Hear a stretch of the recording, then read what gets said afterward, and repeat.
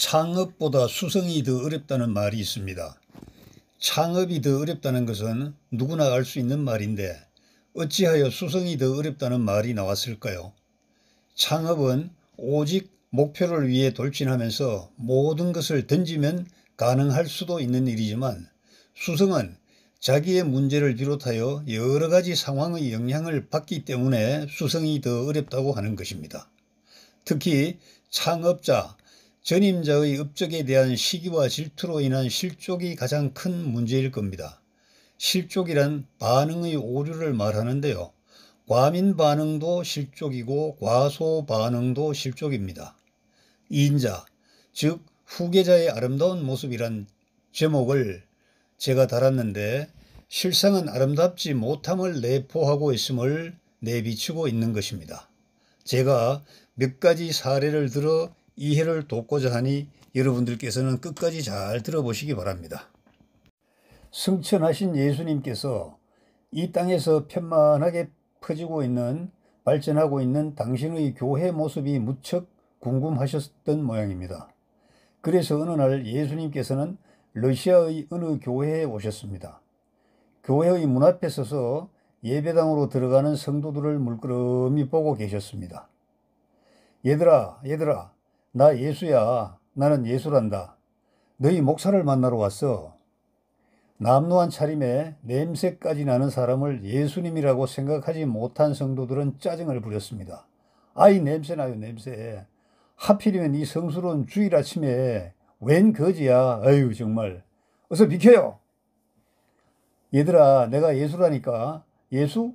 엉뚱한 소리 하지 말고 어서 나가세요. 나가요.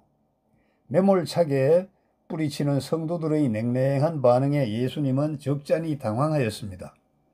예수님은 나이가 많은 사람을 붙들고 목사를 불러달라고 애원하다시피 부탁을 했습니다. 잠시 후에 목사가 나왔죠. 목사를 보신 예수님은 반가운 마음이 들었습니다. 내가 목사로구나. 나는 예수란다.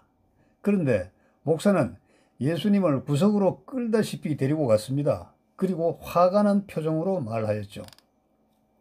아니, 예수님, 뭐 타러 오셨어요, 여기를? 제가 이 성도들 모으는데 얼마나 고생한 줄 아세요? 그래, 대단하구나. 나의 가르침을 제대로 전하고 있는 모양이로구나. 가르침요? 주님의 가르침은 오히려 방해가 돼요. 저 사람들은요, 주님의 가르침을 좋아하지 않습니다. 주님의 가르침을요, 그대로 전한다면 저들은 즉시 떠나가 버립니다. 가져온 헌금도요, 도로 가져가고 맙니다. 하늘로 가신 주님께서 다시 이 땅에 오실 필요가 없어요. 그러니까요. 이 땅의 일은 저와 같은 목사에게 맡기시고 그냥 하늘에서 편히 쉬시면 돼요. 예수님 돌아가십시오. 말을 마친 목사는요, 예수님 잘 가세요 하고 인사 말도 없이 횡하니 그냥 예배당으로 들어가고 말았습니다. 예수님께서는 목사의 야멸찬 말을 듣고 슬픔으로 터벅터벅 걸어 나오고 말았답니다. 러시아의 대문호 톨스토예프스키의 작품에 나오는 내용입니다. 다음은 모택동과 줄리의 에피소드입니다.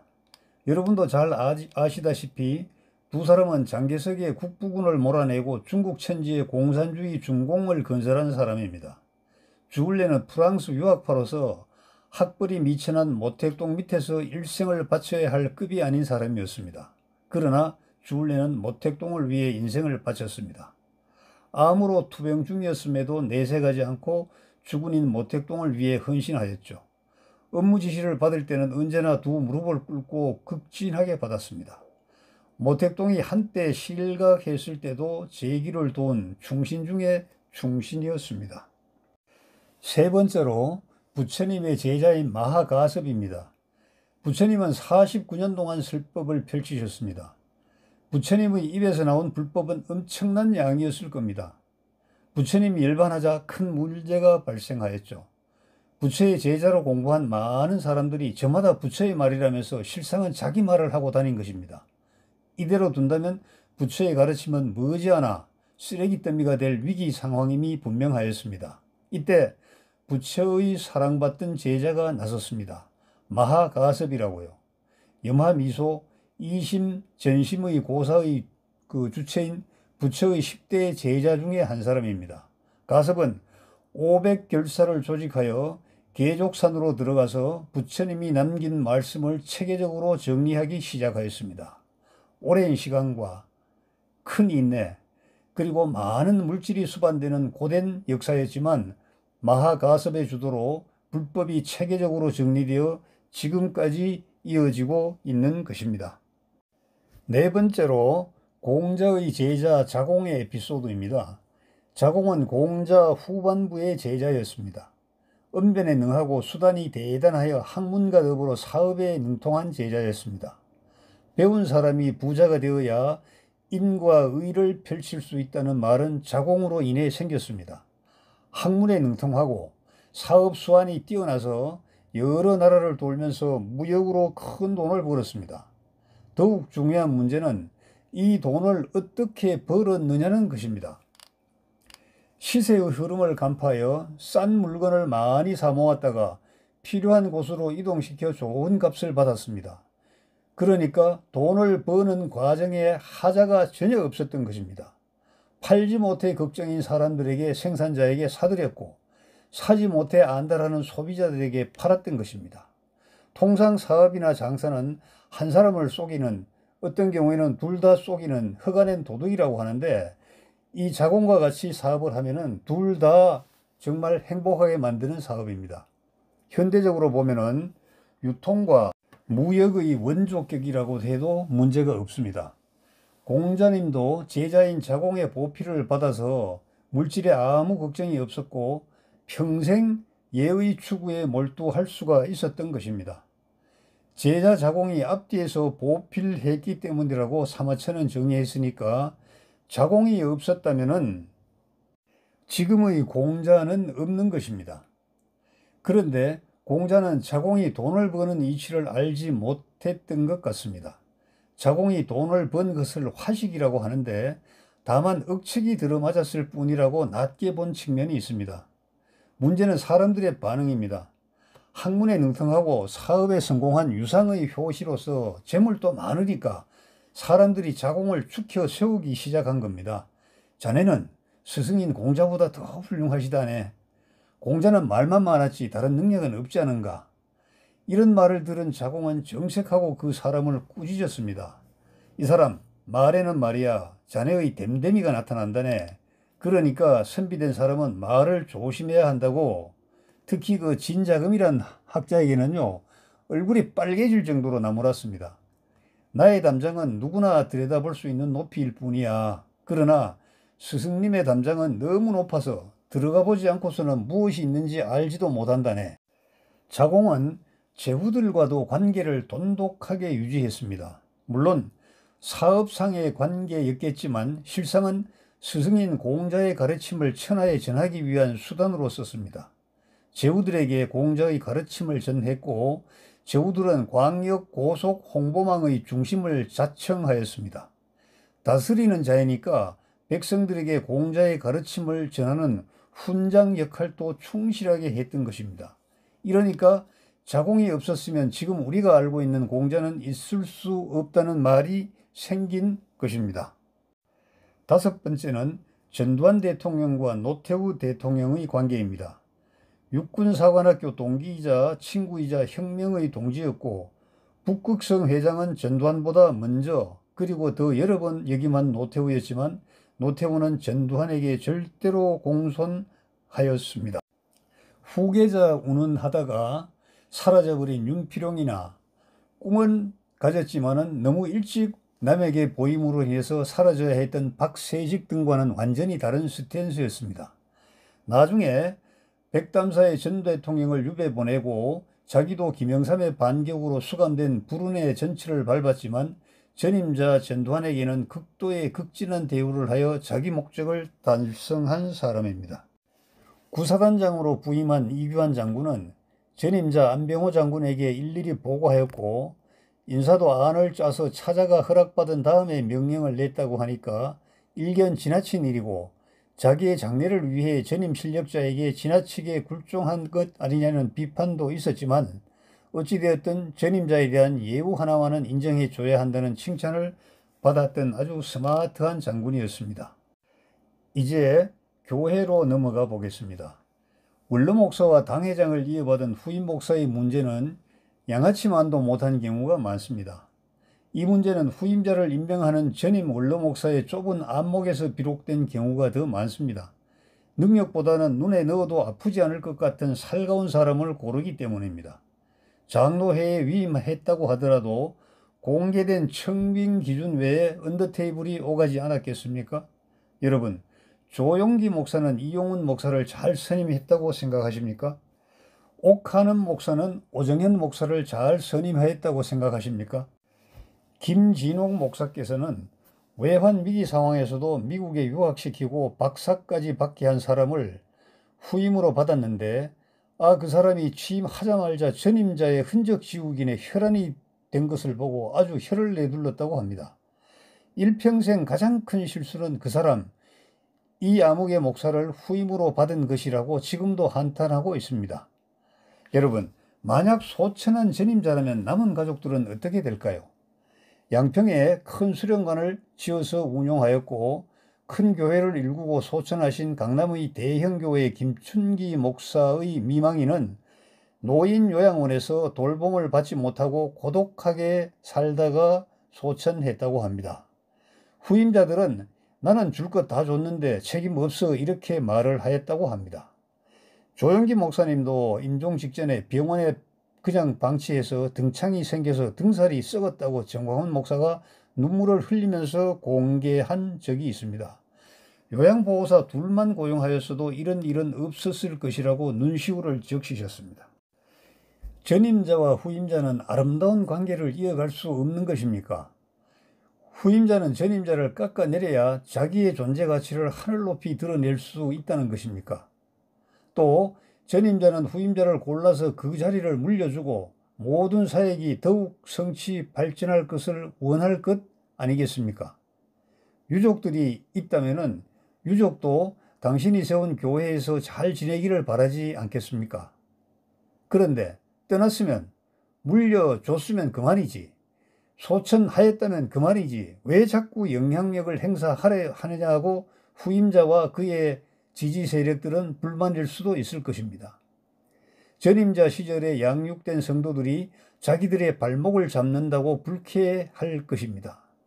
후임자가 책임자인데 후임 목사 마음대로 해야 한다, 하면 된다, 이러한 성도들의 성화도 참 볼만합니다. 결국 전임자 판이 후임자 판이 다투다가 끝없는 재산 분쟁까지 벌어져서 법정을 들락날락하면서 세상을 걱정해야 되는 교회의 목사가 세상으로부터 오히려 걱정을 받고 있는 아이러니가 벌어지기도 합니다. 그래서 이도저도 싫다, 자식 이외에는 믿을 놈이 없다면서 노골적으로 드러내는 전 목사와 같은 사람들도 많습니다. 이름저름 못 믿겠다, 믿을 놈은 자식이라고 노래를 부르는 목사들이 바로 이런 유형입니다.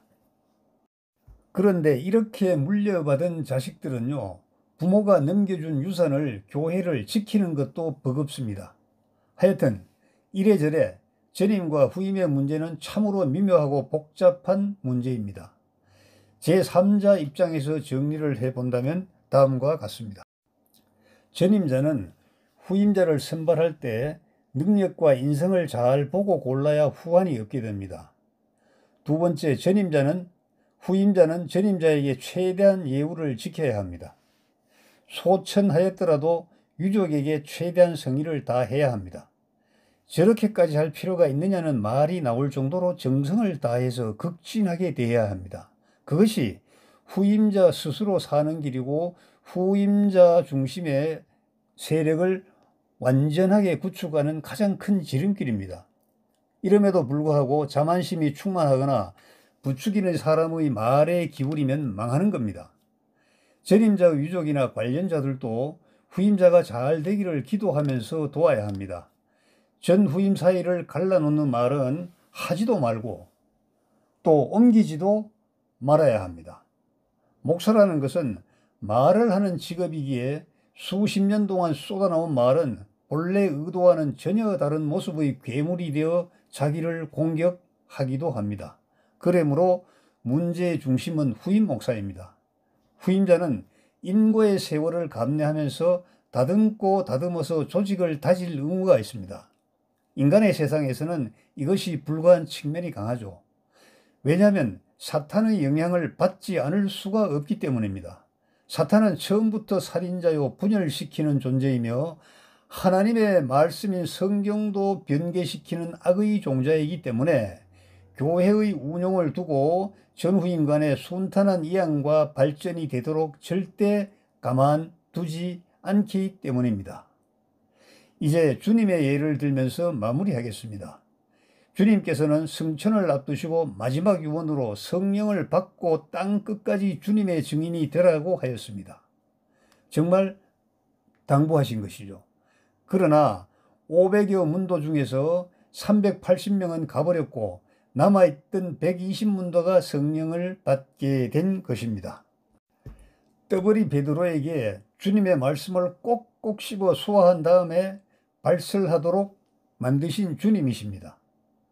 욱하는 성질머리로 칼을 뽑아 말코의 길을 베었던 베드로에게 말씀으로 무장한 진정한 천하무적의 영웅이 되게 하신 주님이셨습니다.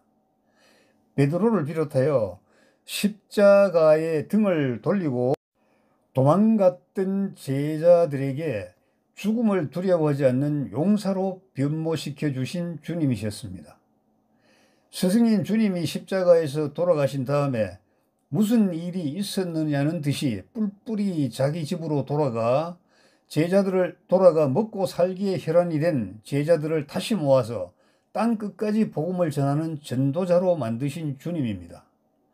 베드로와 어부들은 먹고 살기 위해 다시 갈릴리 바다로 가서 그물을 던졌지만 매번 헛탕을 치자 오른쪽에 깊은 곳에 그물을 던지게 하셔서 만선의 어획량을 얻게 해주신 주님이셨습니다. 그러나 이런 것은 오직 주님이시기에 가능한 기적이었죠.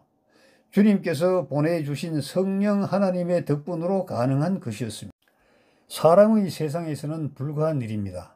오직 후임자가 자기의 자아를 철저히 부인하고 은행을 다듬고 다듬어 은인자중 노심초사하면 전임자의 그림자도 빛으로 변모시키게 되고 모든 일이 잘 풀려나갈 것입니다. 혹여나 전임자와 관련된 부정적이거나 공격적인 은사를 조금이라도 한다면 조직을 와해시키는 주범이 된다는 것을 명심하면 좋을 듯합니다. 창업보다 수성이 어려운 건 교회에도 그대로 적용되는 불변의 법칙일 것입니다. 여러분 감사합니다. 사진 자료는 위키피디아 백과사전 사전 자료를 인용했음을 밝혀드립니다. 여러분 안녕히 계십시오. 여러분이나 저도 우리 주 예수 그리스도의 후계자입니다. 후계자의 역할을 성실하게 수행하는 것은 오직 변개되지 않은 말씀대로 이행하는 겁니다. 변개되지 않고 대한민국에서 최종 권위로 인정되는 성경은 말씀 보존 학회에서 발간한 한글 킹 제임스 성경입니다. 만약 보다 더 원본에 근접한 성경이 다시 나온다면 그 성경이 최종 권위가 될 것입니다마는 아직은 1994년에 발간한 이송호 목사님의 한글 킹 제임스 성경입니다. 말씀 보존학회 출간입니다.